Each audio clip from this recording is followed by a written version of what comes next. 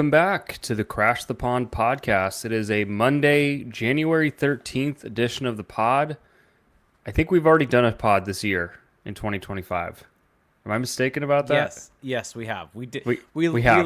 We literally did one last week on Tuesday. I almost said Happy New Year. I'll say it again. Why not? Happy New Year to everyone. Happy New Year, and I'll just start off with a serious thing. Thoughts go out to anyone that's been affected by this fire. I know that anyone listening to this, whether you're in the Orange County area or LA area, we all know people. We all have friends and family that are in the LA area. And everyone, whether largely or smallly, has in a small way have been affected by this fire. So thoughts go out to everyone. We're thinking of you as you're going through this really, really rough time. And hopefully for the next hour, an hour and a half, we can provide a little bit of joy to you and a little bit of fun.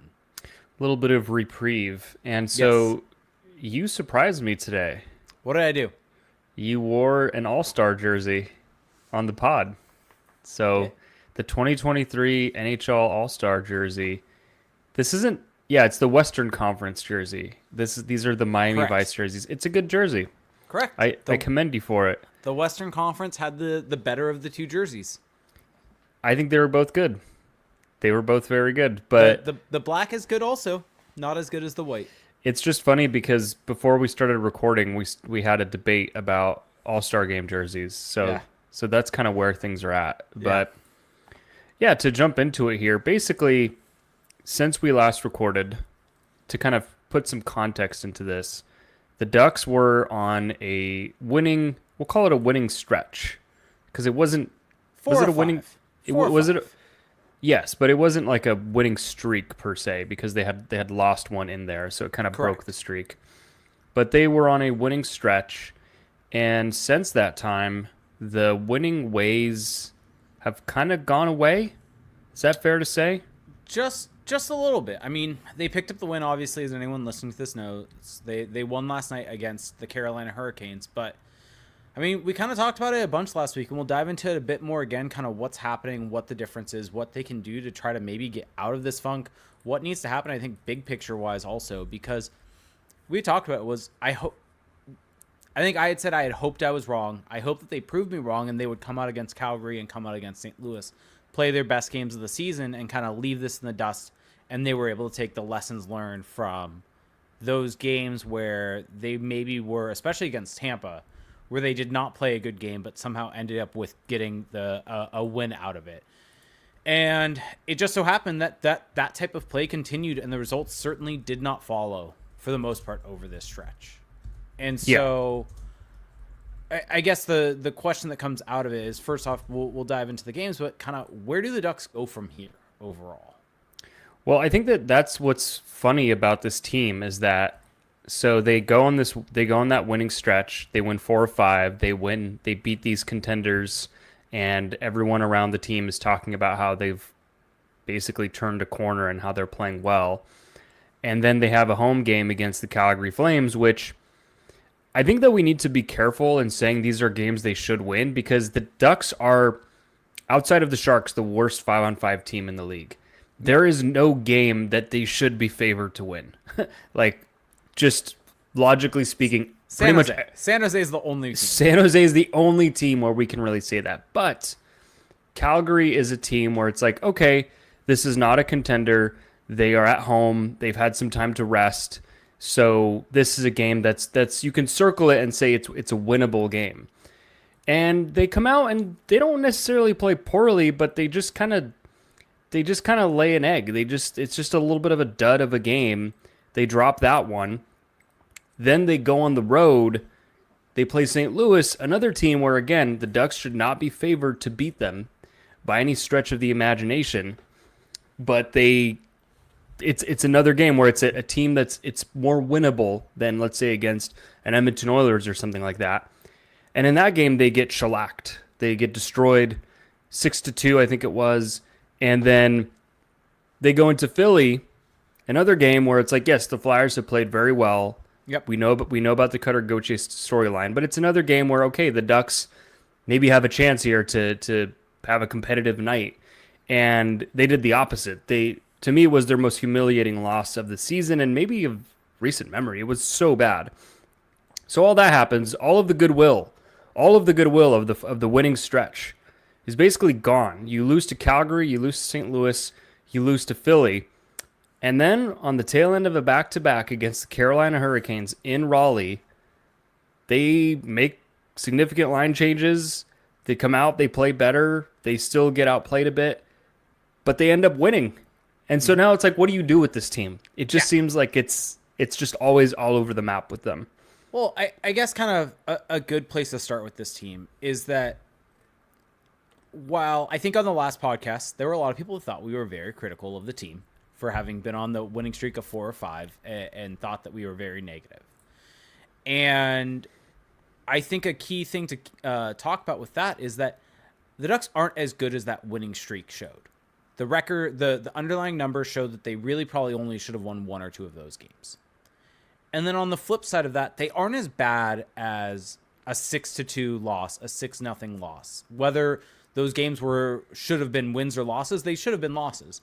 But they aren't this team that should be shellacked that much in back-to-back games. And so I think the reality of where this team is in between those two, which is still this team not being a good team. And they're kind of like what we saw last night against the Carolina Hurricanes.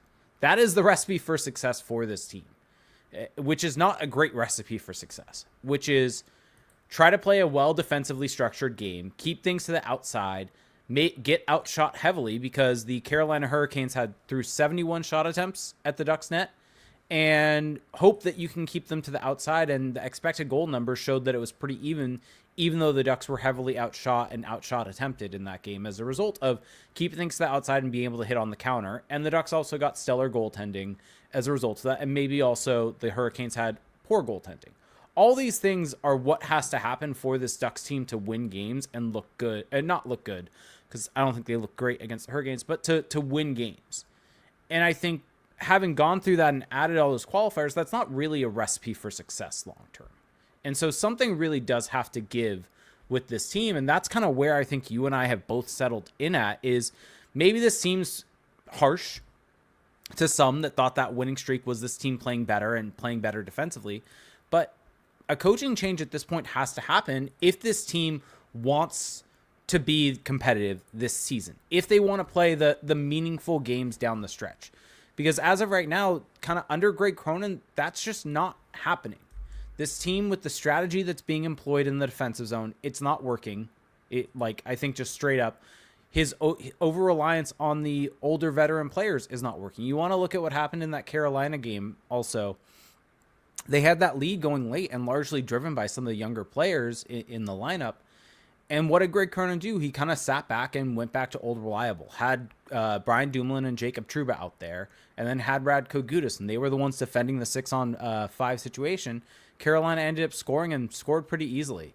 Got the penalty kill, or there was a power play for the Hurricanes also at some point, and the veteran players were out there on the penalty kill, which granted, they're more so in that mold, but still, they were the ones that got exposed. Like, this is a team that, it's kind of funny because I think for me personally, when I want to look at maybe what is a coach seeing, right? I sometimes look at goal metrics more than expected goals, because at least maybe you can get some logic out of what the coach is doing, because, well, this guy's not on the ice for that many goals against, so that kind of leads to this. The defensemen that have had the highest goals against per 60 are Jacob Trouba, Radko Gudas, and Brian Dumoulin. Like, that really kind of makes you question what this coaching staff is doing. And this has all been kind of a roundabout way, me throwing a bunch of things out there, I think, but it settles into, it feels like this coaching staff doesn't identify what has to be done for this team to win. And you kind of succinctly put it together in a tweet that was brought up on the Daily Faceoff live show that you were on this morning, that if this team is trying to be competitive now, Greg Cronin is not doing that for this team. If this team is trying to develop the young players, he is also not doing that because one of Pavel Minchkov or Olen Zellweger was out of the lineup for every game outside of this last game against Carolina. And also, they're not being put in the prominent roles that Pat Verbeek, supposedly that was the reason why he wanted to move Cam Fowler, was to get these guys in prominent roles. And yet you have the 3 veterans playing in those situations. So it's like the Ducks aren't really doing either right now. Well, here's my question. Okay. Was anything really that different in the Carolina game? Because you're saying that's their recipe. I mean, what is the recipe there? Get outplayed, have your goalie be great, I and think get 2 soft goals for? I think that the only difference between that and maybe the St. Louis and the Philly game is I think they didn't have as many breakdowns. I think they were still stuck in the D zone as much. I think that there weren't as many breakdowns in that structure. I mean, their penalty kill was horrific. I'm talking about 5-on-5. Sorry. Well, yeah, if you ignore parts of the game, then it looks better. I'm simply talking 5-on-5, but correct. And that's another part of that game is that the refs really didn't make many calls. If the refs had made, like, Carolina had one power play in that game, one full power play. They had one kind of 1 minute power play, but they looked dangerous on that also. And they scored twice. In that one full power play, they scored twice.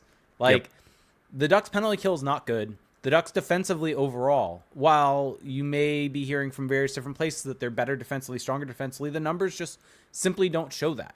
They're just getting stellar goaltending.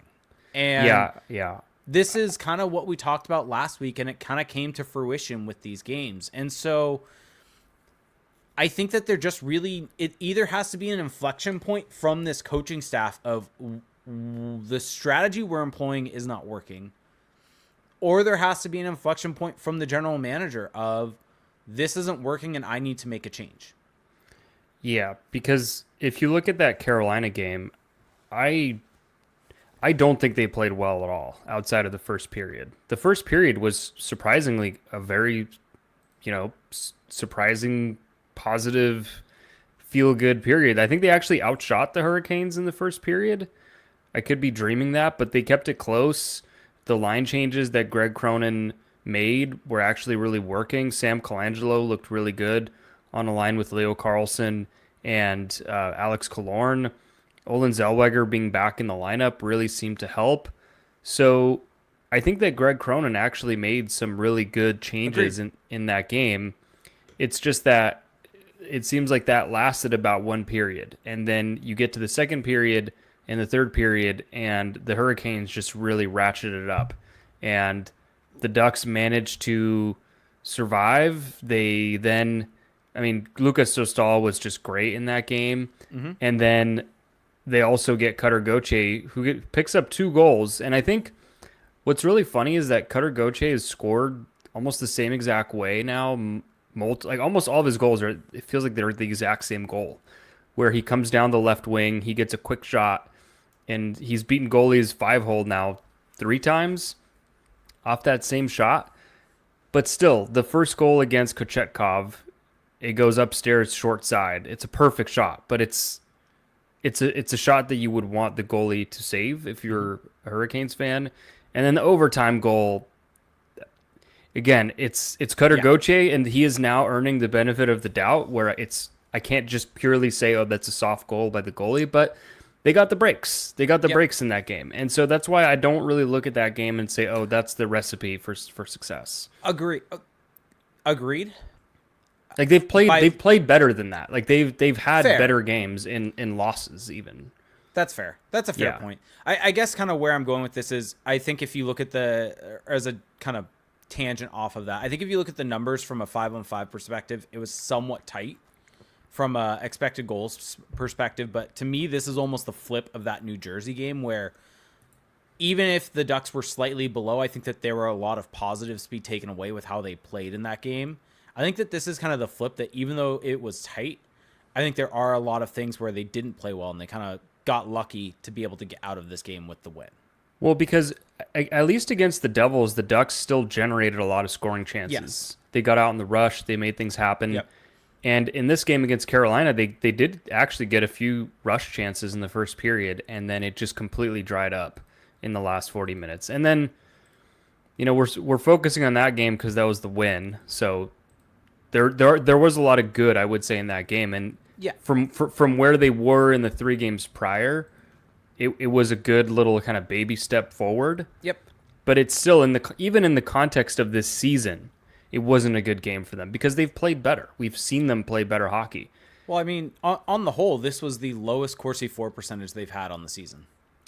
Yeah, and then we just have to talk about the other 2 games. The game against Philly, we don't have to go too much on this because I know people are tired of hearing about this team sucks, but this team really sucked against the Flyers. This was just awful. It was. Yeah. I don't even know how to really describe it. It looked like they just kind of. It almost looked like they knew that it was going to be a hornet's nest at the Wells Fargo Center. They knew that the crowd was going to be hostile, and it almost just felt like we're just going to come in here to survive. We're just going to get through this as unscathed as possible, and that didn't work. That didn't work at all. They spent most of the game defending. They could hardly ever possess the puck. They got beat up between the whistles. Radko Gudas lost a tooth, I think. So it was a very strange performance because I think that as down as we've been on this team, in theory, a Greg Cronin coach team, which is going to be intense, which is going to hunt pucks, you would think that this would be the kind of game that they would rise to the occasion and that they would kind of elevate for a hostile environment for a physical game. And instead, it felt like they got really caught up in the theatrics is what it felt like. Yeah, I would agree with that. I think especially like when you're trying to step up for your teammate that you know is going to be put in a tough situation throughout that game. Yeah. And if you play a good game, that takes the pressure off of him. And so for that, that is something where that to me is in some ways on the players. It's also on the coaching staff. Like, how do you not as a coaching staff use that as motivation? How do you not help get them going in that game? And they just didn't. Yeah. And I thought that Cutter Gauthier was actually fine in that game. Yep. I thought that him and McTavish, even though McTavish got caught up in the extracurriculars, I thought that those two were actually that line was probably the bright spot for the Ducks, because others than that, we probably should also mention that Troy Terry hasn't played, I think, since the last time we recorded. He didn't play. He didn't play against Calgary. Yeah, and just to address that briefly, because I think we've seen a lot of that, right? Of people saying, "Well, what do you expect offensively from this team if they're missing Troy Terry and they're missing Trevor Zegras?" This team has more talent than that, and this team should not just straight up flatline offensively. Yes, it is definitely going to hurt them, but they should not flatline offensively.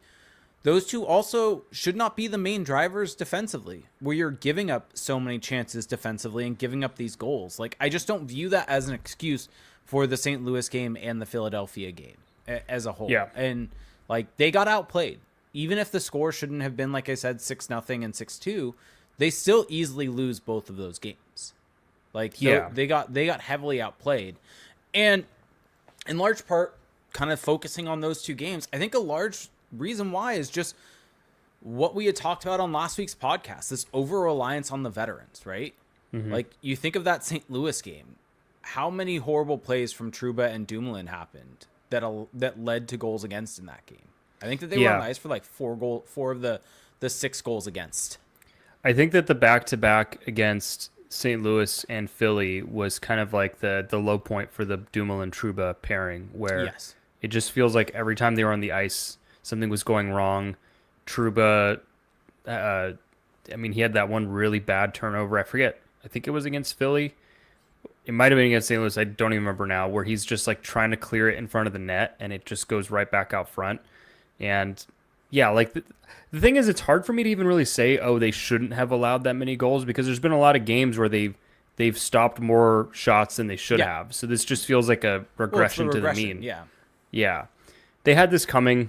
It's sad. And so now it's what do you do with it? That's kind of where we're at, where it's we can talk about the games. We can dissect each little decision. We can say over-reliance on veterans. We can say kids not playing enough. We can say Troy Terry and Trevor Zegras shouldn't tank this team offensively, but we're kind of reaching a crisis point. I'm gonna be a little dramatic here, but I was thinking about this today. Yeah. You look around the league, and jealousy is the theft, or no, comparison is the theft of joy. Correct. But when you look at, jealousy is also a theft of joy, but when you look at other rebuilds going on in the NHL, for example, look at the Columbus Blue Jackets. If you look at the Blue Jackets on paper, I think you could say, and you might be comfortably correct, that they have a better roster. You could say that. I don't know if I would necessarily fully agree with you, though. Their roster is kind of similar to the Ducks in the sense that they have some really intriguing young talents. They have some veterans. It's a mixed bag. Their goaltending has not been good. But under the tutelage of Dean Evison, that team has turned a corner. They are playing better hockey. They are getting production. Their top young players are being put in great positions to succeed, and they're producing offensively. Kirill Marchenko has 47 points in 43 games. Like, that is a rebuilding team that is in a similar situation to the Ducks, I would say, and they are turning a corner. You look at the Montreal Canadiens, same kind of argument, where I look at the Canadiens on paper, and I don't think that the Canadiens roster is all that much better than the Ducks. Maybe I'm just really overrating the Ducks roster, but they are playing some fantastic hockey right now. Since December, the Canadiens have been a really good 5-on-5 team. They are playing legitimately good hockey, and again, it seems like coaching, again, Martin St. Louis seems to be the difference there. And there's probably other examples you can point to. I mean, the Red Wings are now turning things around. I don't think that they're a great comparison for the Ducks. I also wonder if their stretch is really real, but I mean, another prime example, honestly, this is a little bit different, I think, than a rebuilding roster, but I think a prime example of what a new coach can do for a team is the team the Ducks played this week. And we haven't talked too much about this, but Cam Fowler and the St. Louis Blues beat the Ducks 6-2. We talked briefly about the game, but you look at what they've done since Jim Montgomery took over. They're a top 10 team in expected goals share, whereas they were a team that was around the Ducks prior to that. And you look at what Cam Fowler's done there, right? Like, not only he's playing well, like removing any of the points production. I think that this is a very good litmus test for this Ducks team, is comparing Cam Fowler with the Ducks and without. And his goals above replacement numbers went from being negative to positive. His underlying numbers, like RAPM numbers, all went from being negative to positive on the St. Louis Blues. And it just goes to show kind of what happens when you go from an environment that maybe isn't conducive to your game or anything like that, and go to a coach that is able to get the best out of you. And to me, Cam Fowler right now is the biggest indictment of this current Ducks team, in the sense of the Ducks thought that it was the right move to move him. And I still honestly don't think it was the wrong move to move him, because you have these three young left-hand shot defensemen. The whole issue is bringing in Trouba in addition, like, well, the thing is that bringing in Trouba kind of changes the view of that Fowler trade, though. Correct. Because it's no longer what it was in the beginning. Correct. Yeah. But the point is that I think Fowler being moved was still not a bad decision. But I think when you look at what he's done since getting to St. Louis, it just goes to show that he maybe wasn't the problem with this deal. And yes, Not a Real Duck says Trouba was kind of needed for the cap floor. Yes, there are other ways that you could have probably made it work. You could have done when you traded Cam Fowler, you could have taken back a deal. Yeah, that I've seen that take thrown around a lot, and mathematically, it's true that the $8 million helps them get to the cap floor, but that's not the only way that it could have been done. And then the other team that I think is a great example of where the Ducks could and should be is the Utah Hockey Club. I mean, Utah, to me, is maybe the closest example to the Ducks, honestly, where most of their young pieces, they still have a pipeline that's coming, but a lot of their young pieces are on the roster. Yep. Maybe you can argue they have better depth, but they have a mix of veterans. They have a mix of youth. They're in a very similar spot in their rebuild to where the Ducks are, arguably with less talent, like pure offensive talent on their roster. And I know that might be a hot take because, Logan Cooley, Clayton Keller, and those guys. But I think if you look at the Ducks at full health, I like their talent versus the Utah Hockey Club. And Dylan Gunther, who's also out right now. But I look at these teams that are similarly situated to the Ducks, or even behind where the Ducks are, thinking of the Canadiens, and they are all flourishing right now. And I just wonder why is it that the Ducks are not there? And that's the question that needs to be examined. Also, another team that I'm curious for your thoughts on and comparing them to the Ducks. A team the Ducks played on Saturday, the Philadelphia Flyers.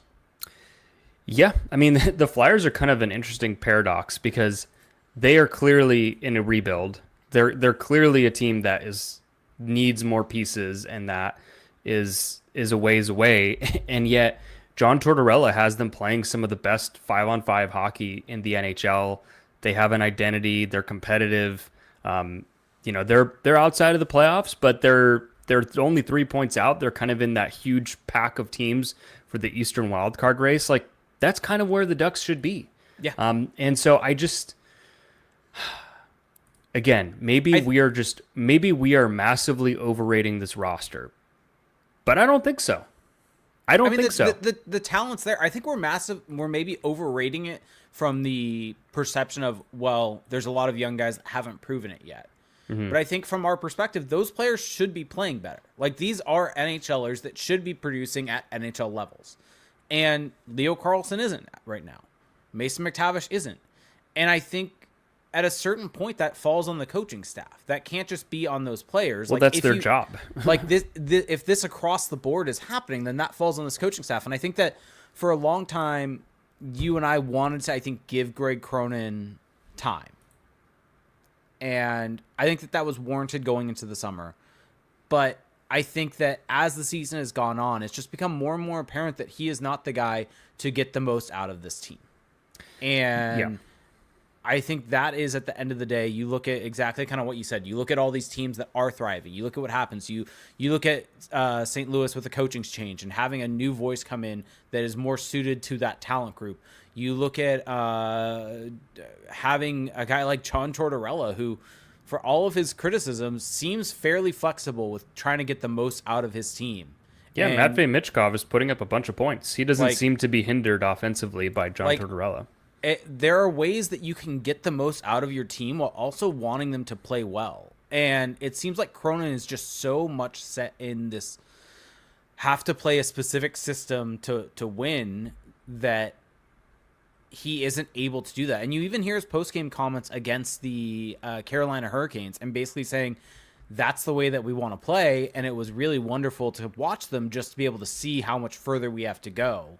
And it's like the Ducks just don't have the horses for that. That's not the team that they are. What's also funny is that the Hurricanes have changed a lot of their style this year. Yeah. They like Rod Brindamore has actually made a lot of adjustments. Yeah. What did you make of Greg Cronin's presser after I think it was after the Philly game? The video that Derek posted. Yeah. A few things from that video. He got a little snippy. He got a little snippy. You and I might disagree on this.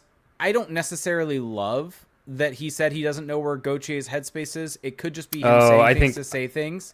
Yeah, I think you're off on that one. Possibly. But I also think that I don't love that statement when it's a guy going into the most, like, one of the biggest games for him this season, one that he said he had circled, and you state that you don't know where he was in his headspace. I think he said it was circled for the home game against the Flyers, not this game. I could be wrong about that. I think he had said the one in Philly, but like, still, like, that is, as a coach, like, to say that, whether it was just a turn of phrase and him not really meaning it. Oh no, the circle was definitely the home game. Yeah, it was. It was not the away game. Okay, well, regardless, I still personally didn't love that, but yeah, like, the other parts of it where Cronin was starting to get snippy a bit. It's like, it's his job to get more out of this team and to not, like, have substantive answers to that, or when asked about why no lineup changes were made after losing 6-2 and then saying I just went with the same lineup, like, that is the perfect time to make that change. And it took losing 2 straight games and allowing 6 goals to finally make that change. And for everything that Drew Helleson, that we were raving about him, he had taken a step back, and there really just was no reason for him to be in the lineup. He was awful against Philly. Like, there was just no reason for him to be playing over Zellweger and Minchikov, and those guys deserve to be in the lineup. They are good NHLers right now. Like, this is where they should be. And Ryan Strome, like, this is the other part of it. And now we're just kind of vibing off a lot of things. But Ryan Strome, I think, had mentioned to Derek after the Flyers game that they were really missing Olin Zellweger on breakouts. And when you have a player saying that, that just goes to show, like, these thought processes that the coaching staff is having, they can be harming the team, not only for that player's development, but the team's play overall. And, like, it's just frustrating. It's frustrating. Well, I think I'm going to defend Greg Cronin a little bit, because I do think that he was asked that question about Gauthier by Philly media, and I'm very confident that that's fair. The MO going into that whole Philly experience from the Ducks and their PR staff was don't feed the narrative. That's a Don't fair play point. into it. And I think that him just not saying anything and just making up some weird statement, if that's what that was, like I think that that's fine. I have no problem with That's what fair. he said there. I think that he's protecting his player, and I will commend that because we know what that Philly experience can be like. But for the rest of it, I think that what was so interesting to me was that Derek, for those who don't know, Derek Lee of the Hockey News was asking him just about lineup changes and that, like why didn't you do this? Why didn't you do that? Like just kind of pretty normal, fair, journalistic scrutiny.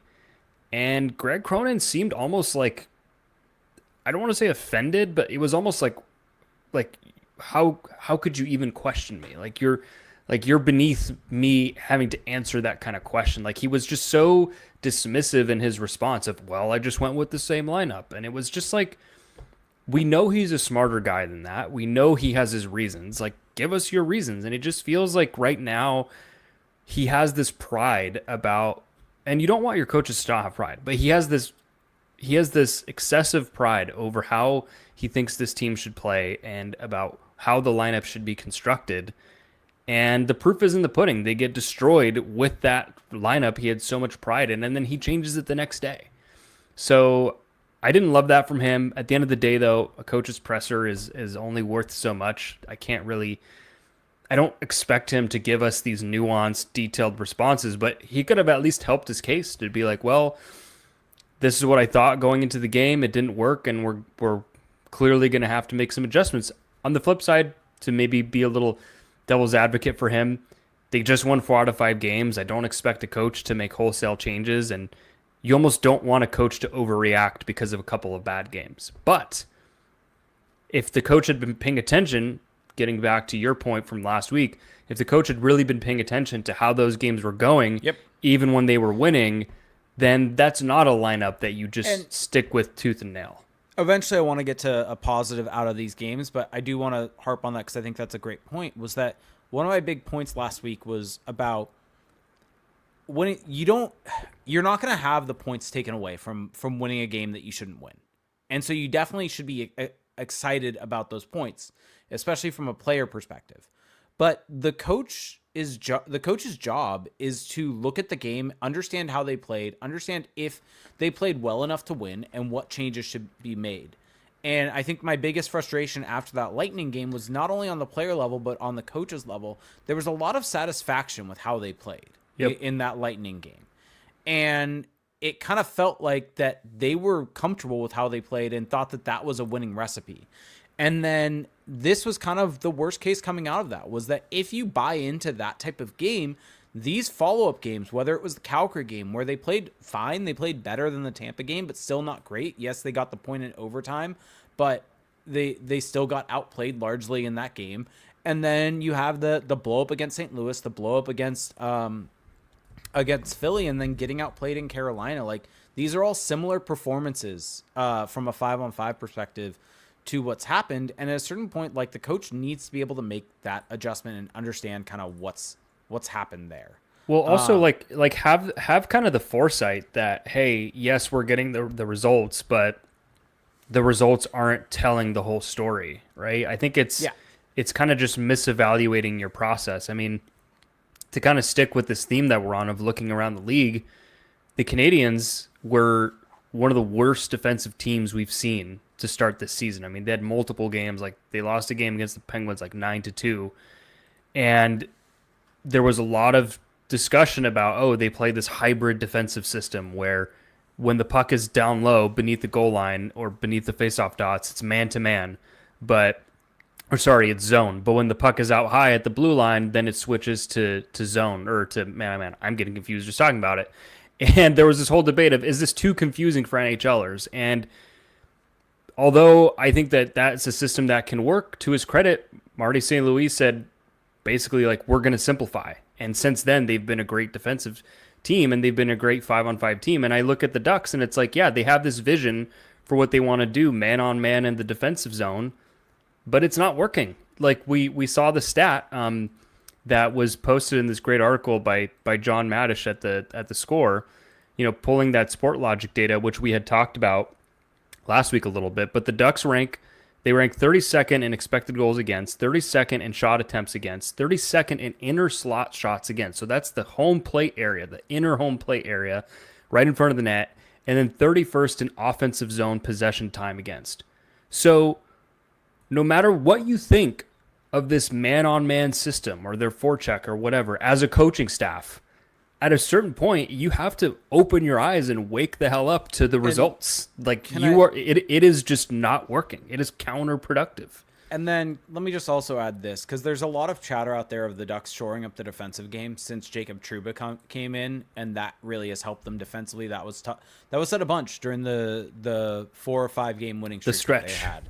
The stretch that they had, and you even see it like in different articles out there about this team and the way people talk about it, that they are playing better defensively.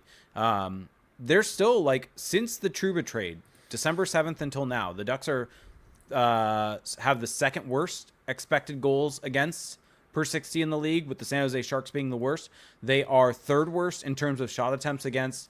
They are third worst in terms of unblocked shot attempts against, and they are fourth worst in terms of shots on goal against. The only difference is goals against per 60, they are 15th, or they are middle of the pack. So the overall process that's happening for this team since the Trouba trade is exactly the same. The only difference is just they aren't getting scored on as much. And that just goes to show you that the process isn't there, even if the results have been there defensively for this team. Well, you don't even need to look that far back. Just look at the famous 4-game win stretch. They were getting outplayed in those games. Yep. So it's like the defensive game just hasn't come around. And so all of this is just a roundabout way of saying, I mean, if I really wanted to boil it down, I could go further, but this is a big roundabout way of saying that something has to give with this team. We are past the point of, give it time, give it a few more games, give it some more health. Let's see Troy Terry come back. Let's see Trevor Zegras come back. Yes, those things will help because those guys are just great players. But there just needs to be action taken. This cannot go on. The Ducks cannot have another wasted season. Yeah, I know that they're, what are they, 18-20 or something? Like their record, they're 18-20-5. Their record doesn't look that bad. But guess what? They're 8 points out of the playoffs. They've lost key games. The Flames have a game in hand. So I think at this point in time, I know it's a tough pill to swallow for Pat Verbeek, one coaching hire into his tenure, but you can't change the roster overnight. You've got to make a change behind the bench. You've got to fire Greg Cronin. And one thing I want to say is that, like, you and I largely have been, like, on the, like, okay, well, last 2 years, like, lose, get that high draft pick, that type of deal, especially in the 22-23 season. This season, that's not the case. Like, at a certain point, like, losing these games when all of these young guys are on the team, that's not going to be useful. And this team does need to be winning these games. Like, the frustration right now isn't the fact that they're winning when they should be losing from the draft perspective. The frustration is that even when they're winning games, they're not playing well. And so long term, they're just not going to keep up this type of winning stretch as this goes on. And that's going to leave them in this mushy middle. And so it's time to just rip that Band-Aid off, get a coach in right now that is going to be able to get this team playing better down the stretch, and maybe, just maybe, gets them into the mix to play those meaningful games after the deadline. Like if you look at what Jim Montgomery has done in St. Louis and how quickly that's turned around that team and put them in a much better spot, like, that just goes to show what making a coaching change can do for you if you hire the right guy. And so, So, like, that to me is what should happen. I think the two guys we mentioned last week are still probably the two guys I would focus on, which would be Jay Woodcroft. And then if you can end up pulling David Carl out of Denver, that is the other guy.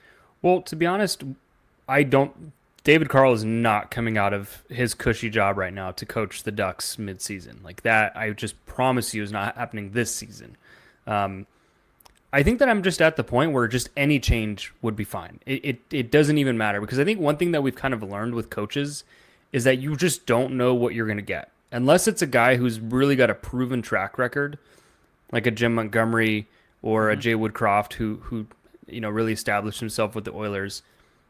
At this point, like, make Tim Army the interim head coach. Like, I don't really care what it is, except maybe Brent Thompson, because we've seen him on the on the penalty kill. But he may be pulling the strings for the veteran players also. Yeah, but I mean, Tim Army's got a ton of experience behind an NHL bench. Like, he's been in the NHL forever, basically. Literally just anyone. I'm just at the point where you need a new set of eyes. I mean, maybe that's the case against an interim, is that you want someone with a completely new approach who's going to look at this completely differently. But maybe some of the assistants don't see eye to eye with Greg Cronin. And so, yeah, like, sure, in theory, the Ducks could benefit. They would benefit from another top 5 pick, or if they even bottom out, which they probably won't at this point. But if they continue to tumble, getting a James Higgins or whatever, yes, that would help. But like, they got the 2nd overall pick in 2023. You got Leo Carlsson, who is struggling this season. You drafted Beckett Seneca last year, 3rd overall. You've got Trevor Zegras, you had 9th overall. You've got Mason McTavish, who was 3rd overall. You've got Pavel Minchikov, who was top 10. Like, you've done this a bunch of times already. How many more times can you do it? The Ducks are getting close with this stretch and kind of how they're starting to play and what they're trying to do to becoming the Buffalo Sabres. You're trending towards Buffalo, because I think that one thing that we've kind of done on this podcast, which I will admit is a little arbitrary, is that we've kind of drawn a line in the sand from the Verbeek era and the Murray era. But if you want to be looking at it just on a continuum for the franchise, this team hasn't made the playoffs since 2018. Like, this is now going on 7 years of failure and futility. And yes, you are entering Buffalo Sabre territory. Like, and so just to round out the thought, like, at a certain point, the team has to get better. The team has to play better hockey. I know it's a crazy thought, but like, the team has to show any sign of improvement. And this season, not only have they not done that, but they're actually worse than they were last year. Yep. Let that sink in. They're worse than they were last year when they were picking 3rd overall. How is that possible? Yep. All right. Before we get to questions, I want to round out and just end with a positive here. Someone just said it might be time to rebuild in our chat. It's not. Like, it's probably sarcasm, but they've done the rebuild. they've done everything you're supposed to do in a rebuild. They've done that. Now it's the build part. And the also, thing is, who are you trading for this rebuild to kickstart? Like, you've traded all of your big assets. Troy Terry is only the only person that you would trade if you were considering a rebuild. The issue is that the Ducks, like, here's my issue. It is not time to rebuild, by the way. Here's my issue with that statement, is that at the first sign of the build going wrong, you don't just blow it all up again. Yeah. Like you this is the hard part. You've got to turn the corner. Like, you need to bring in a good coach. You need to do all that. You need to have these guys there to really build around it and do that. And this is, like you said, this is the difficult part. And this is where you can't let it linger. You have to make difficult decisions, and you have to make them quickly. Also, by the way, if you go into a rebuild and you trade a bunch of guys again, that's a few more years of this. Like, you are now signing up for more of that. And the Ducks have drafted well enough to where they should be turning a corner. Correct. And I think that there was a comment earlier in our chat, which I think is bang on, which is that with Greg Cronin as the coach, we'll never really find out whether we're underrating or overrating the roster. Like, we need to see a coach come in and truly put these guys in a position to succeed, truly coach them in a style that accentuates and amplifies their strengths. And then we can make a judgment of, is this roster actually really overrated? But I don't think it is. I think that all of these guys have shown more than enough flashes to believe in them. Yep. All right. Ending with some positivity here. I think some good news out of that Carolina game was putting Sam Colangelo with Leo Carlsson and Alex Killorn was a very good call. Like, putting Isaac Lundestrom there just made no sense. And they defaulted back to that still late in the game, which also makes no sense. But Sam Colangelo looked really good there. Leo Carlsson, Alex Killorn, I think, looked overall good in that game. They were able to, at least when they were on the ice, even though they were getting shots against, they were able to get some good looks going the other way. And I think Mason McTavish has looked good also. I think that those are all really good signs for this team long term. I think that we just need to see more of it as it's going on. Can I throw cold water on the Sam Colangelo thing? What cold water, you mean? Can I throw cold water on the Sam Colangelo thing? What part of it? So I know that he played well Okay. I know that he had a couple scoring chances early. I think Sam Colangelo is a better offensive talent than I've probably given him a little credit for early Okay. in his career. But man, the bar has become so low Sure. with the talent that should be next to Leo Carlson that Sam Colangelo comes in, who not a high profile guy by any means, and it looks amazing because guess what? Isaac Lundestrom was there for an inordinate amount of Yep. time. Brett Leeson was there for an inordinate amount of time. Like the lack of offensive talent that's been put on Leo Carlson's wing outside of Alex Killorn has just been staggering. And so yeah, I it's ask- great. It's great that Sam Colangelo did well, but can we get an actual real offensive player next to him that's not an AHL rookie? Can we do that? Can I Is ask that this is that question? too much to ask for? Is the usage or the continual, I guess continual usage is probably the best way to put it, of having Terry with Strome and Vetrano to essentially, I guess at this point, keep Strome and Vetrano being relevant for this team, is that hurting this team long term now? I mean, it's been hurting it. I said this in the very beginning that it's nice that you have Strome, Vetrano, Terry going as a line. It's great that you found this combination. But first off, they're not even playing that well anymore. They're just a shade under break even if you look at their 5-on-5 play. They are getting slightly outplayed. And at the end of the day, if you're not really sustainably winning games and that is your top line, then you need to look for other solutions, especially when you have guys like McTavish and Carlson who are not going offensively right now. You need to move Troy Terry around. You need to think about balancing the long term and the short term because, yeah, you want to win games now, but you also want to bring about the offensive talents of these guys that you've invested significant draft or trade capital into, thinking about Cutter Gauthier. So, yes, break up Strome, Vetrano, get Terry on a line with Carlson, get Terry on a line with McTavish. I don't care which one it is, but put him with these young offensive players, and I think the team will actually be better for it because Strome and Vetrano, we're seeing the limits of it. They are third liners. They have done admirably in their jobs. They are contributors for this team, but they should not be the relied upon top line moving forward. Like that is just a silly notion. And then I think we've also seen that Strome, Terry, Vetrano, Strome, Terry has started to be used at home as like a matchup type line. Yep. And I think that's partially why we've started seeing their defensive numbers get caved in because this reliance of them upon them in this role that they should not be in is killing them from a defensive perspective. And so you got to just put guys in better spots. And so putting Troy Terry with those guys, sure, it got some good numbers early on in the season. And maybe there's some logic there. But you have to make the adjustments as the numbers aren't coming. And so I think that there's a whole lot better way to have Troy Terry going. I think Troy Terry with Mason McTavish and Cutter Gauthier could be a really good way to get those two an additional talent because Robbie Fabry's been there. And I don't think you or I think Robbie Fabry has been that great overall throughout this stretch. And so picture if you have Troy Terry there with those two, how much better they would be on the whole. And so yeah, it's just frustrating overall. I mean, this all comes back to the whole same thing with Greg Cronin of the lineup construction's just been a frustration point for the last 5 to 10 games. And that was in some ways my frustration with that winning streak was these poor decisions were being rewarded with wins. And kind of we've seen how it actually probably should have gone. Should we give some flowers to Nikita Nesterenko? Yeah, I think he's looked good. I mean, once again, same thing. Floor is kind of low.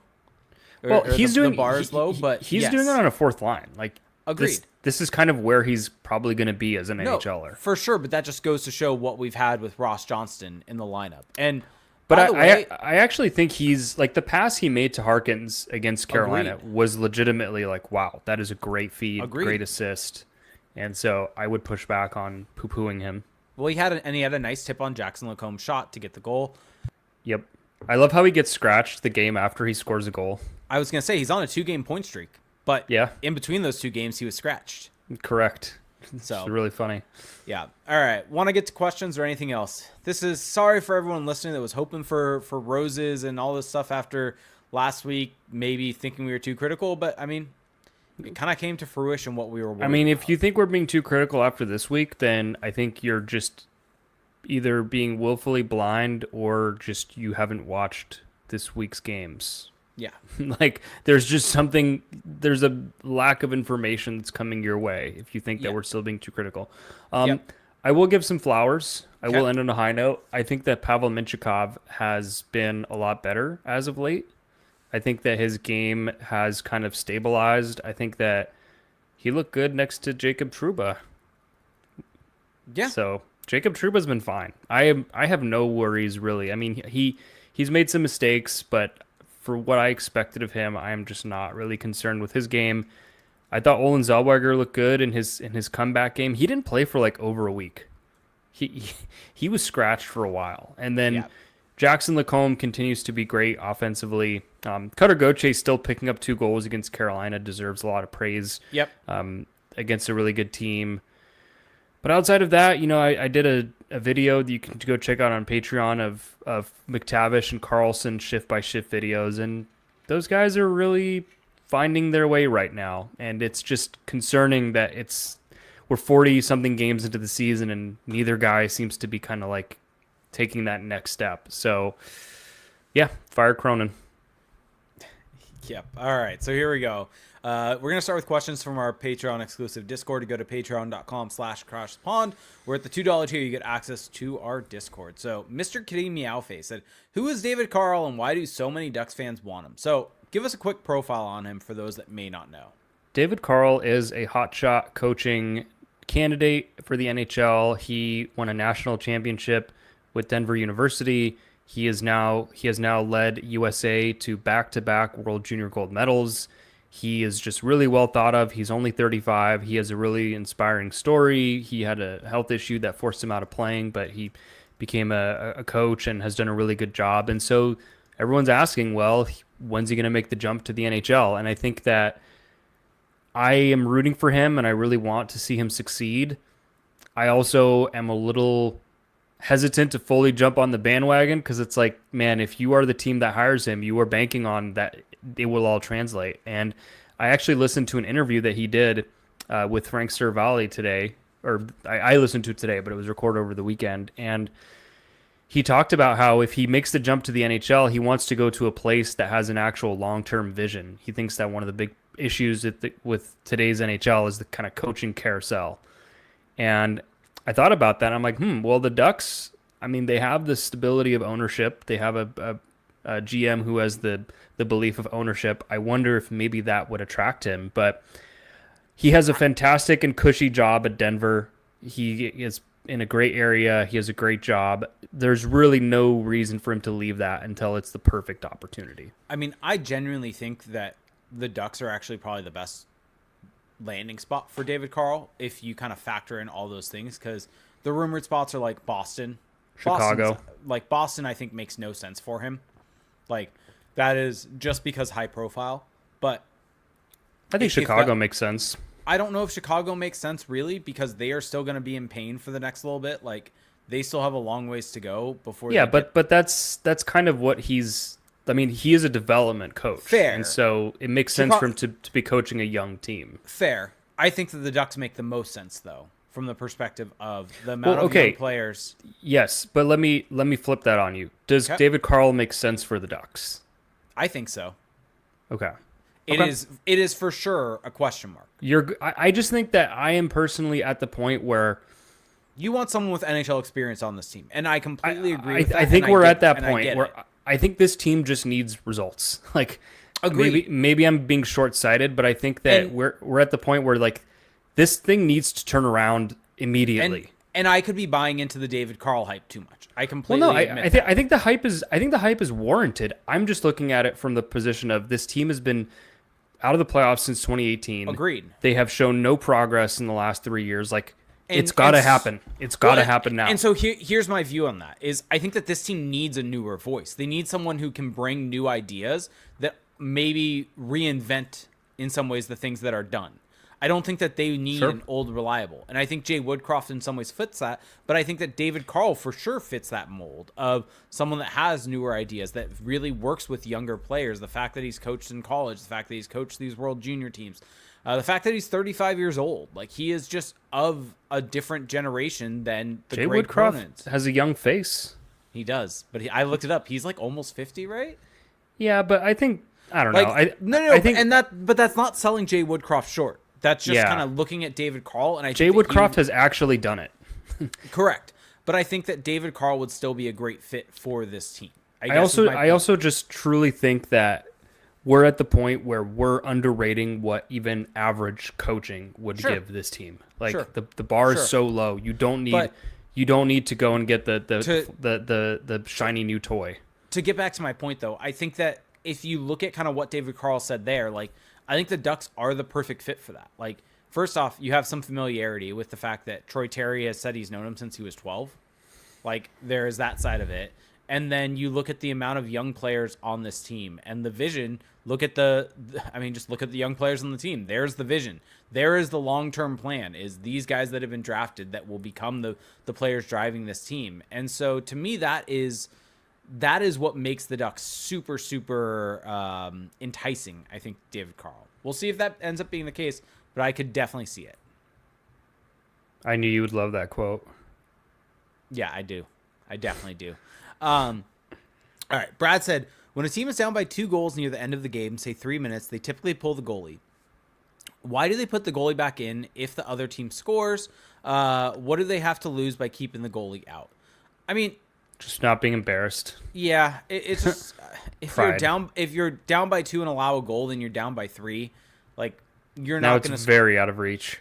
Yeah, I think it's just at that point you're waving the white flag and just want to get out of the game. Because down by 2, I guess it's just, at that point it's just no longer realistic.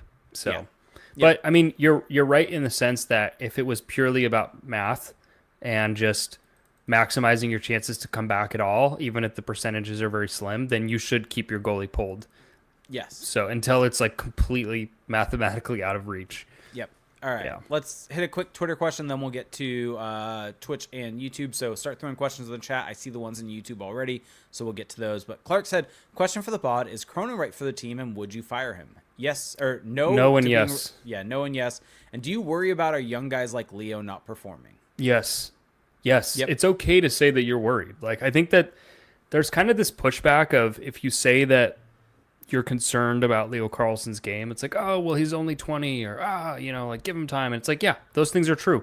It's also true that he's kind of regressed this season. And so I think that there's no time to waste. Yes, he's young.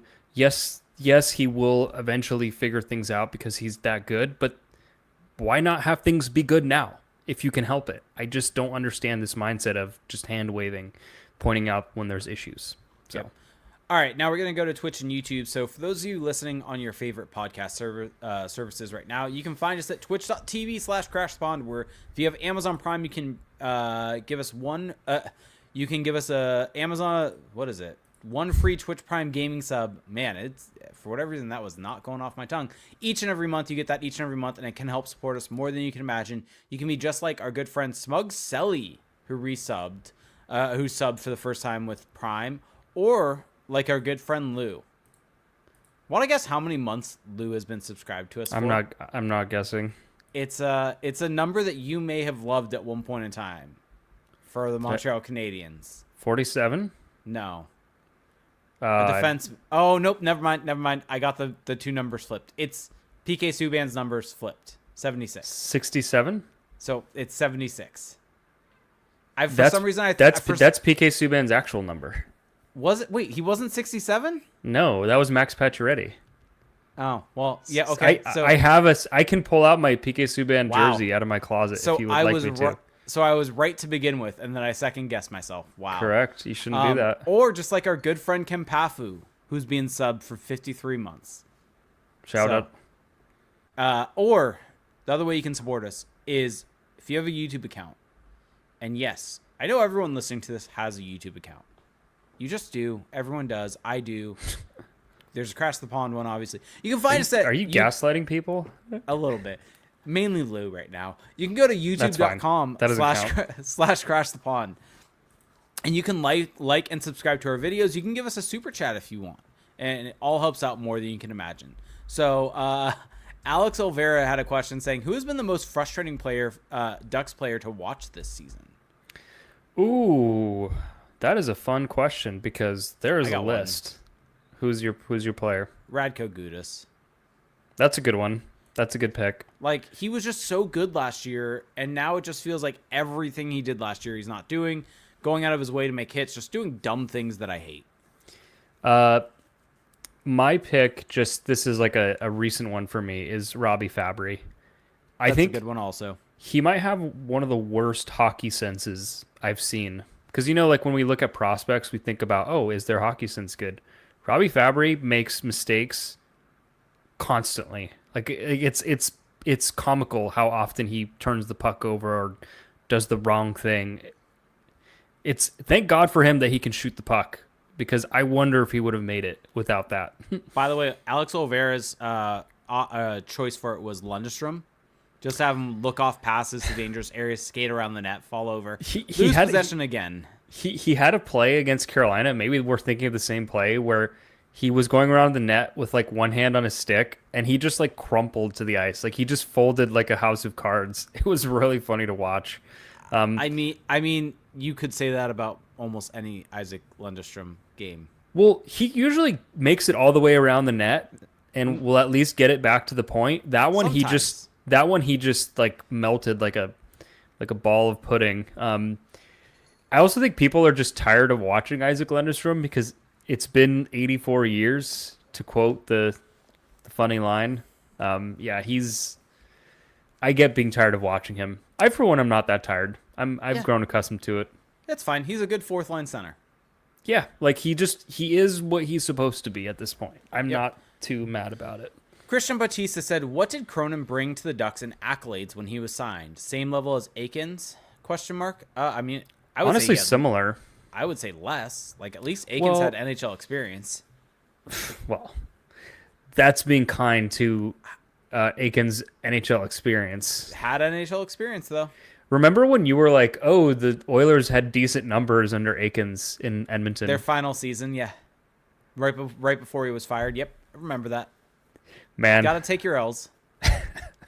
Gotta take your L's. I mean that is still true. It's just aged horribly. Also, I mean, I hate saying this. Uh-oh, where's this going? Does the Dallas Aikens tenure not look as horrible now? I said that weeks ago, and I was thrown tomatoes at.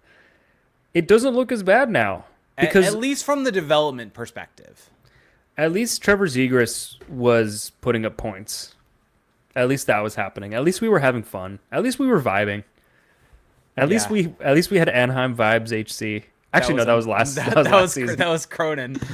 Yeah. All right. Let's see. Yeah, but Cronin didn't really have any accolades. I was looking at. I mean, he had the national team development program that he founded or something. That's his big one. He rebuilt the Northeastern program in the mid 2000s. And people spoke really glowingly of him with the Colorado Eagles. Like he's just kind of a hockey lifer who's done some interesting things. He was an assistant coach for the Maple Leafs with Randy Carlyle. Was an assistant coach for the New York Islanders. Man, who could have thought that a guy who came in and said that he really looked up to Randy Carlyle and Mike Milbury has turned out to be awful? I just can't believe this happened. Those really should have been bigger red flags. I remember we saw that and we just kind of chuckled it off, but now it's glossed over it, and now it makes perfect sense. There are so many decisions that are being made that are very Carlyle-esque. Yeah. All right, let's see. Gamer Yuffie said, why has Lacombe improved, but our other younger players have stifled a bit? I mean, I think the simple answer to that is Jackson Lacombe's just older. He's 24. He's entering his prime. Jackson Lacombe right now is 3 years from now from Minchikov and Zellweger. That's something to very much keep in mind whenever you're discussing and trying to compare Jackson Lacombe to those two, is that he is just 3 years older. I'll also push back a bit though. He's also just being allowed to play more. He's just given a longer leash. Sure, but at their age, he was playing college hockey. Yes. Yeah. That's just an important thing. He's had more time to develop. Yeah. Let's see. Not a Real Duck said Friedman said he thinks Gibson gets moved this year. Is it time and where? And you got some pushback on that a bit. Yeah. By one Frank Saravalli. I was on the Daily Faceoff pod and they asked me about Gibson, and I literally said, I think I actually said something like, I'm going to sidestep this because we talk about this every year and it never happens. So I don't really have strong feelings. And then I basically said, like, it sounds like it might happen this year based off the Friedman information, because I listened to that 32 Thoughts. And Frank just jumped all over it and was like, is he getting moved? Is he getting moved? Like, he was like very combative. Like, I thought it was fun. Like, I was enjoying it. People said that he sounded like he was taking shots at me, but I didn't take it that way. I thought it was just fun. But maybe there's now an insider war between Frank Saravalli and Elliot Friedman. Would not be the first time. All stoked by you. They asked me. I was stoked by I don't you. know anything. I'm not an insider. Like, what do I know? I'm literally basing my. That was the funny part of it. Just now diving into that interview. That was the funny part for me, was them asking you that, and I'm like, do they think Felix has more information on this? I mean, they might think that I've like, I'm like a local reporter or something. Like, they might think that. Maybe. I'm not. But I just said, well, here's what I think makes sense. I was like, they should try Dumoulin, Fabry, blah, blah. Yeah. Also, did you notice how they brought up Zegras? Did they? Wait, when did they bring him up? I missed that. Tyler, who's the co-host, threw Zegras' name in the list of guys that might be on the block for the Ducks, and I just completely ignored it. I didn't even touch it. I was like, I don't want to even get into this. That would have been interesting with Frank if I had just completely shot that down. What he would have said. I mean, yeah. So, but yeah, I had a spar with Frank Saravalli. Yeah, there it is. Honestly, it's just funny content. Is Gibson moved this year? I don't know. Like, you mentioned it on the show, on that show. Like, there's like the whole reporting that's happening, at least from Elliot Friedman right now, is that the Ducks have a very high price for John Gibson. There's just no need for them to trade him, basically. And that's the whole, like, and that's why I have zero issues with them setting a high price, is that Gibson's playing well. Yes, he probably wants to move to be able to prove this elsewhere, but there's no real impetus. I hope I use that That's word, a good. That's the right word. There we go. On the Well Ducks done. to move him. Thank you. Engineer brain had to question actual vocabulary there.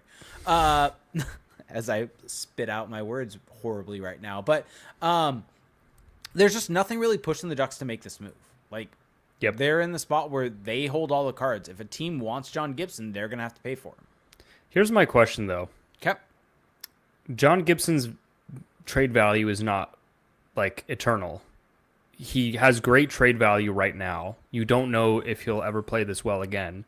I think that it's true that the Ducks hold all the cards and that they should not be in any rush to trade him, but you kind of want to trade him. You kind of want to sell high, right? Like, isn't now the time to get this done?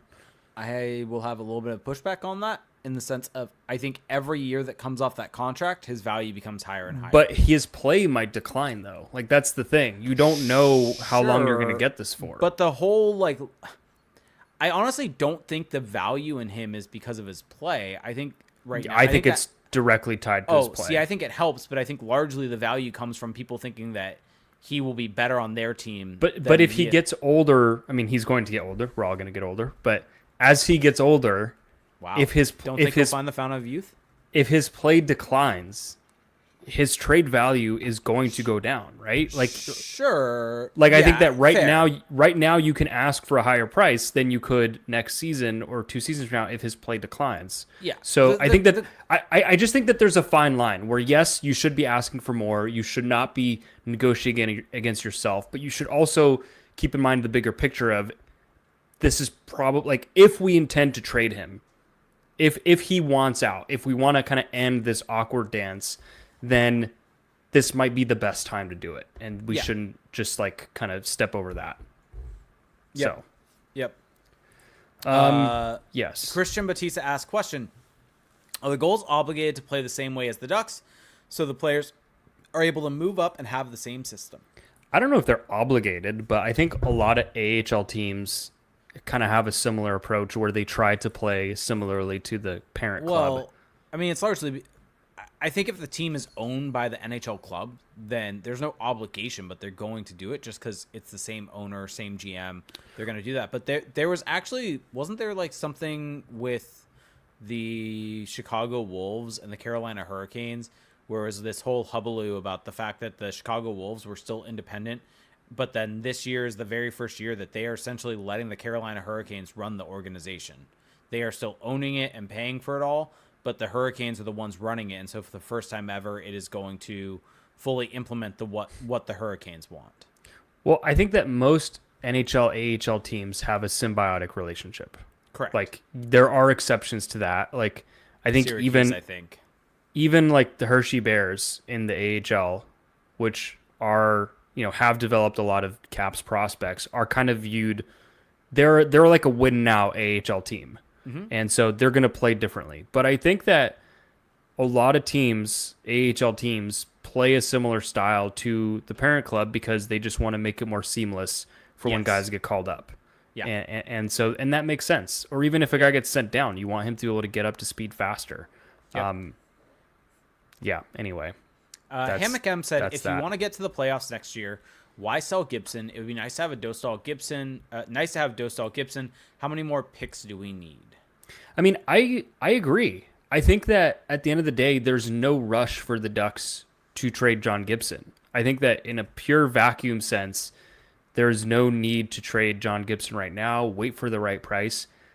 I also think pragmatically, there is going to be a time where his value is lower. There is going to be a time where, like, if he truly wants out, then at some point you probably want to do right by the player. Like, you do need to strike at some point.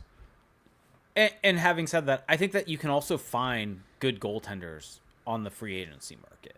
Like, I mean, look at what the Avalanche did. They fixed their goaltending in 2 trades. Look at what the Ducks were able to do with getting Anthony Stolarz, right? Yeah, like they could get Anthony Stolarz back. Was it Karel Vejmelka? Like, he may go for a lot more, but that's a guy that's having a quality season. Like, if that could be a 1A, 1B with Dostal, there's that. Like, there are guys out there that you can find that could be the 1B to Dostal. Like, that's, I think, maybe the one thing that I would push back on that, like, about this, you don't want to sell Gibson because of the playoffs next year. Yes, but also, if you're going to be hunting for the playoffs, like, you probably are going to want to allocate more money elsewhere.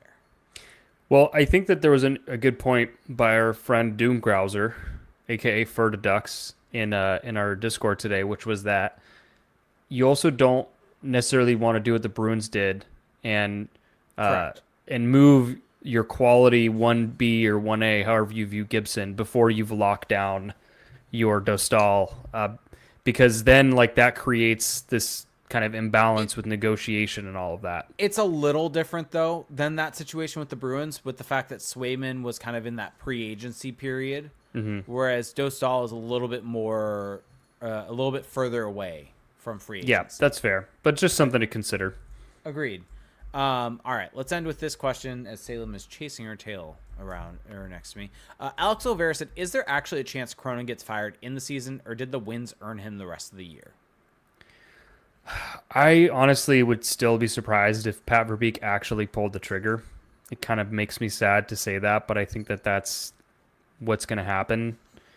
But I also don't know, because I think at some point Pat Verbeek probably wants to win games too, right? I mean, he said it. Like, his goal for the season was to be playing meaningful games down the stretch. He did not want to. He did not want to be a seller at this deadline, and so I think if the Ducks if they come back from this road trip just with only the Carolina win, like, I don't think that means that like Cronin's getting fired, but I think that puts them down the path of that potentially happening. Yep. So, all right, that I think is gonna do it for us tonight. Blind ranking. All right, let's get one in before I gotta get out of here. NBA players from the 2000s. Oh, no. This is my favorite thing because for those who don't know, first off, a blind ranking is you have to blindly rank without knowing what comes next, a category 1 through 5. And for whatever reason, Jake has this like surprising level of knowledge of NBA players from the 2000s. And so it's just fun to see him like recite where like LaMarcus Aldridge went to college or something. Nope, like don't have that one. Okay, but anyway, it's just funny to see you suffer through this, basically. Okay. So let's start. Your first option to rank, Steve Nash.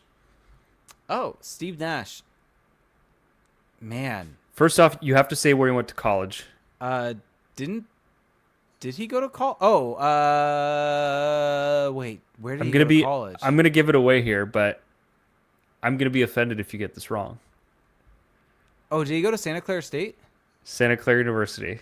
Damn, I was Not close. Not Santa Clara State. That does not exist. But yes, Santa Oh, Clara. Come on, Yep. give me. I was close. He's a Bronco. Yeah. What NBA man. teams? What NBA teams did he? Can you name all 3 NBA teams he played for? Yeah, he played for the Phoenix Suns. He played for the LA Lakers, and then Dallas Mavs. Wow, I didn't. When you started with, or when you said Lakers second, I was like, oh, he's not going to get Mavs. Wow, I'm impressed. I'm gonna go. I'll go 2. I love it. I'm reserving 1 for some other players potentially. I'm a Steve Nash stan, so no arguments from me. Okay. Up next, Chris Paul. Chris Paul, didn't he go to like Marquette? I think he did. I actually don't know that one off the top of my head. He went to Wake Forest. Damn. Okay. What NBA teams has Chris Paul played for? The Hornets. There's actually quite a few. The Hornets, the Clippers. Yep. And that's where I check out. Clippers, Hornets is kind of the big ones. He's Yeah. kind of been a journeyman since that time. That's where I check out though. Well, now you're in a bind because you have Steve Nash at 2. Oh, Chris Paul's after Steve Nash. Wow, I see. 3. Okay. I would actually disagree with that, but that's fine. Okay, up next, Paul George. You might know this one. Paul George. Paul George is just on the edge for me. Just on the edge of me not paying attention anymore. So He's from SoCal. Yeah, I don't know where he went to college. That's like post. Yeah, I actually forgot. He went to Fresno State. So for some reason I Okay. thought he went to like UCLA or something. No. But yeah. No, he did not. Oh, so you know that. Yeah, I do. Okay, where are you ranking Paul George? 4. That's a good spot. Did you know that there's this thing among Gen Z of like they view Paul George as the GOAT, as like their GOAT? Weird. I find that very random. But anyway, up next, Kawhi Leonard. Oh, this ranking is all screwed up. Oh, do I have to go with him at 1 at this point? He should be ahead of Paul George. Yeah, I guess I'll just put him 1. But yeah, San Diego State legend Kawhi Leonard. Putting him ahead of Chris Paul is kind of crazy, but A little bit, but it is what it is. Drafted by the San Antonio Spurs, yes, and then went to the Toronto Raptors, yes. and then went to the LA Clippers. What happened with the Raptors? He won the title. Yep, and he won the Finals MVP, and he had also had a Finals MVP with the Spurs. Yeah. So I have some bad news for you. Okay. So your number 1 is Kawhi Leonard. Did I screw up and should have put him 5? Let me finish. Okay. Your number 2 is Steve Nash. Okay. Your number 3 is Chris Paul. Okay. Your number 4 is Paul George. Is it gonna be like LeBron or something like that? Your number 5 is Kobe Bryant. L. It's funny because I should have done 5 Kawhi. your blind rank last week was like perfect, and This this one's week, off. starting with Nash at 2, really put like kind of messed you up. By the I way, think. Logan, no, I am not Googling anything with this. No? I Googled Paul George just because I don't know anything about him, but I also didn't state like I knew anything about him. You've done this enough times now where you've earned the benefit of the doubt. It's like Thank Cutter Goche scoring these kind of short side 5-hole goals. you. It's like Thank he's you. done enough now to where it's not a fluke. Brought it back. Yeah, so good job. I kind of wanted to read you the mock Team Russia 4 Nations roster. Okay. I'm just curious where you would rank this team in the 4 Nations face-off. Okay. So first line, Kaprizov, Malkin, Kucherov. Second line, Panarin, Bushnevich, Sveshnikov. Third line, Ovechkin, Barbashev, Michkov. Fourth line, Marchenko, Voronkov, Nichushkin, which is a crazy fourth line. Blue line, Sergachev, Gavrikov, Provorov, Zadorov, Orlov, Romanov. Minchikov is the 7th D. And then in net, you've got Shesterkin, Vasilevsky, Sorokin. Where are you ranking that team in the 4 Nations face-off? Because of goaltending, I'm going second. Really? Yeah. Over who?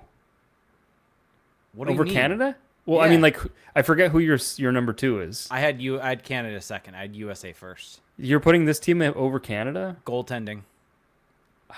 Their blue line kind of sucks. Yeah, goaltending though. Short tournament.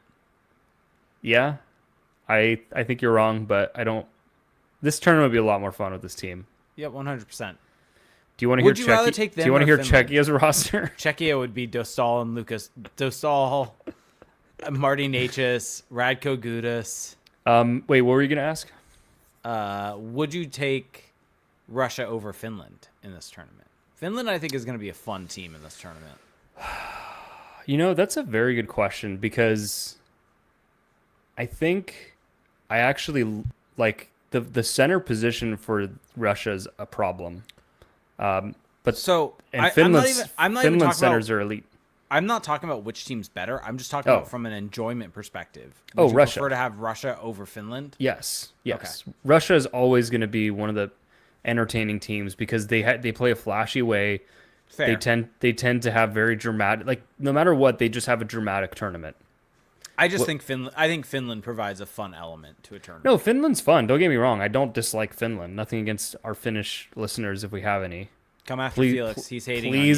Please don't think that this makes me like a Putin sympathizer or something. But the Russian hockey team is entertaining. They always have been, and so I enjoy watching them. But Finland, I think Finland's proving that they're more than just like a plucky underdog. Like they are, like if you saw them in the Sure. World Junior, they are pushing powerhouse teams. Yeah. So I'm gonna read you Czechia just for the lulls, Okay. as Gen Z would say. Actually, that's not even Gen Z. That's like No, millennial. that's a millennial. That's a millennial. Yeah. Well, you know what? Let's bring back millennials.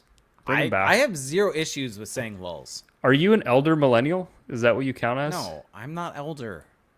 How would I'm like straight up in the like middle of millennials. You sounded so like offended. I am. You're an elder millennial. Elder millennials are born in the 80s. I was not born in the 80s. I thought that was 80s was like Gen X. There's a cutoff point in the 80s. Millennials start in the 80s. But it's like late 80s, right? I think it's like mid. Are you an elder millennial? I'm now looking. Millennials, also known as Gen Y, popular 1981 to 1996. That's 1981? 1981. You could be almost 20 by the time the millennium turns and you're I don't know, whatever. That's Gen Y. So Gen X is the 70s. Yeah, so don't call me an elder millennial when 1981 is a millennial. I've never heard you so upset about anything. Yeah. I did not think that was a controversial statement. Czechia, though. First line, Palat, Zaka, Pasternak. Hurdle, Necas, Kulik. Varana, Foxa, Kampf. Ivan, Hedel, Luko. Blue line, Ruda, Hronik, Spacek, Gudas, Ludvig, Juracek, and then in net, Dostal, Vemelka, Mrazek. Is this team better than Finland? No. Really? No. Yeah, this is another team where I think if you opened it up to like they could have players internationally, they would be better.